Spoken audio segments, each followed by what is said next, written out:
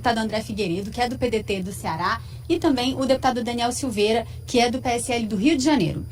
Vamos começar conversando, deputado, sobre a aprovação da nova lei de licitações, que passou mais de um ano aí em discussão, foram feitos muitos ajustes, aparentemente oposição e governo saíram satisfeitos, achando que de fato foi feita alguma inovação. O senhor concorda? Concordo. Na verdade, é uma lei que vem sendo discutida há várias legislaturas.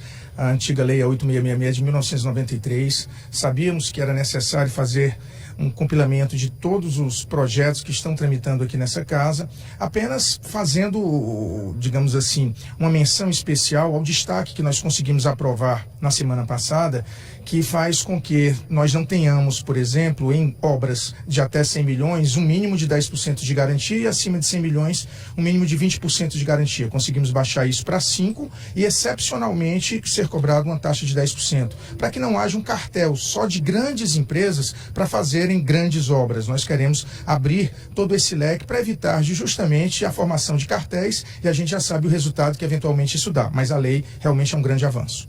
Deputado Daniel Silveira, é uma inovação de fato? Na verdade, o deputado deixou claro, não tem muito o que ponderar, dá para concordar. E tudo que for feito em prol do que ele está falando sobre o contribuinte que acaba vencendo e o governo, estando em coalizão juntamente com o Congresso, que tem que ter isso exatamente a composição, eu acho que está tudo bem. A gente fala agora, então, desse projeto da mini-reforma eleitoral que veio do Senado depois de ter sido aprovado pela Câmara, né? O que foi aprovado pela Câmara tinha trazido de volta a campanha eleitoral partidária, aquela que acontece fora do período de eleição, mantém o financiamento, então, o fundo do financiamento eleitoral e tinha uma série de detalhes, como a possibilidade de pagar, por exemplo, advogados e contadores com recursos desse fundo. Esses detalhes dessa parte foi toda retirada pelos senadores, que mantiveram o fundo, mas com diferenças também na questão da composição desse fundo eleitoral. A gente vai ouvir porque o presidente Rodrigo Maia ontem deu uma declaração, falou sobre a importância da manutenção desse fundo que, segundo ele, é fundamental para o financiamento da democracia. Tem pontos ali, tem 1 ou 2 pontos que podem ter alguma polêmica. Agora, falar que o projeto como um todo é ruim, eu discordo completamente. E nós fizemos o correto, tiramos 30% das emendas de bancada e deixamos para o orçamento público resolver. O orçamento público é que vai conseguir avaliar daqui a 2, 3 eleições qual é o valor correto, né? Qual é a capacidade que o Estado brasileiro tem de financiar a eleição. Agora, não podemos esquecer que nós queremos continuar vivendo numa democracia. E sem financiamento de campanha, nós não teremos uma democracia. Então é muito perigoso aqueles que vêm de forma precipitada criticar a decisão de colocar valor no fundo, de se debater um valor maior para uma eleição, que são mais de 5 mil eleições. Então vamos tomar cuidado, porque eleição tem custo, ou privado, ou público, ou escondido, como foi no passado no Brasil muitas vezes. Não é isso? No Caixa 2. Deputado André Figueiredo, qual que é a sua opinião sobre esse projeto que está chegando, então, do Senado com mudanças? Você acha que a tendência aqui da Câmara vai ser manter o que foi aprovado na Câmara, vai ser manter essa outra versão mais enxuta do Senado?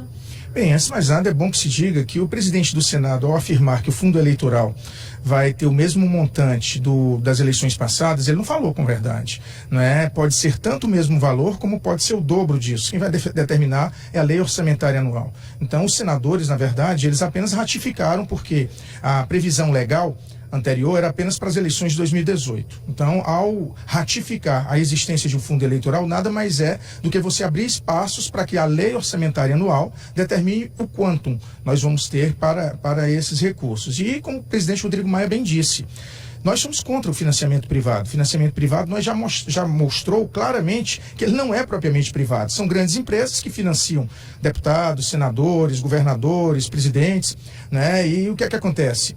Esses parlamentares ou esses membros do Poder Executivo acabam ficando devedores desses que o financiaram. Então, o financiamento público ele vem ao encontro do fortalecimento da democracia. Agora, não pode haver abusos. O que nós vimos aí é que boa parte do fundo eleitoral estava sendo utilizado para cooptar parlamentares para partidos A, B, C ou D, principalmente partidos nanicos que querem crescer em cima da cooptação financeira desses parlamentares. O resto, aqui na Câmara, nós deveremos fazer, evidentemente, algumas supressões, mas existem adequações partidárias que precisam ser mantidas, porque o que está havendo é um abuso, às vezes, na interpretação legal por parte do TSE, e isso prejudica a vida dos partidos. Deputado Daniel Silveira, como é que o PSL se posiciona nessa questão? O fundo é necessário? Não, o fundo é necessário porque tem um custo, como o deputado bem disse, só que temos que tomar cuidado para não ter propostas como essa, que foram muito sólidas e enrijecidas para o Senado, voltou mais enxuta e acabando tirando do contribuinte esse endividamento, como o deputado também mencionou, que alguns parlamentares ficam à mercê e devendo cada vez mais o empresariado no privado, e também não se pode aumentar o fundo público para poder onerar o contribuinte cada vez mais. Existe sim o custo, mas a gente tem que tomar o cuidado para que não seja injusto com o contribuinte. Vamos falar de outros projetos que estão na pauta, por exemplo, a questão da securitização das dívidas dos estados, que é a possibilidade dos estados venderem para bancos dívidas que eles têm para receber de particulares. O deputado André Figueiredo chegou a ser relator desse projeto em plenário. Deputado, qual que é a sua opinião? Depois houve um outro relatório. O que o senhor acha que deve acontecer na votação desse tema? Ele é de fato importante para os estados? O projeto, na sua teoria, ele é importante para os estados, mas é bom que se diga que o que foi aprovado no Senado e que vai ser discutido aqui em cima do relatório do deputado Alexandre Leite é o mesmo texto de lá, e é muito ruim. Ele abre espaços para que, por exemplo, nós tenhamos aí a entrega das finanças públicas, do fluxo de caixa, o fluxo de receitas para instituições financeiras sem licitação, certo? Você não necessariamente precisa estar inscrito em dívida ativa, ou seja, às vezes um crédito administrativo cujo contribuinte fez um refis, por exemplo, e que está pagando rigorosamente em dia, ele pode ser entregue para uma instituição financeira privada e, consequentemente, trazendo prejuízos para o Estado, para as receitas do Estado, porque ele iguala na taxa de deságio, ele pode igualar, ou seja, no desconto que vai dar em cima daquele valor devido, tanto aquele valor devido por um bom contribuinte, que a Procuradoria da Fazenda Nacional já está cobrando regularmente, quanto daquele mau contribuinte, que evidentemente é um crédito eventualmente podre, mas que ele precisa ter uma atenção maior do Estado e, consequentemente, essa instituição financeira pode ser importante. Agora, são coisas que, para a gente, são muito difíceis de serem